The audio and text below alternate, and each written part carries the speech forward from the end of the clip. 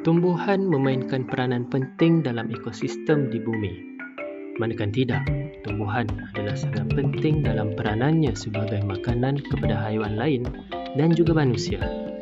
Hal ini kerana tumbuhan hijau mempunyai keupayaan untuk membuat makanan sendiri. Proses ini dinamakan sebagai proses fotosintesis. Jadi, apakah keperluan bagi tumbuhan menjalankan proses fotosintesis? Antara keperluannya ialah air, gas karbon dioksida serta klorofil, iaitu pigmen hijau pada tumbuhan bagi membantu penyerapan cahaya matahari. Bagaimana fotosintesis berlaku? Tumbuhan menyerap air melalui akar bagi menjalankan proses fotosintesis dan menyerap gas karbon dioksida melalui daun. Klorofil membantu tumbuhan menyerap cahaya matahari.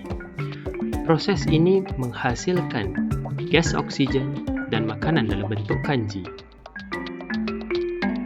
Kanji yang dihasilkan ini tersimpan pada bahagian buah, batang, biji dan daun yang ada pada tumbuhan.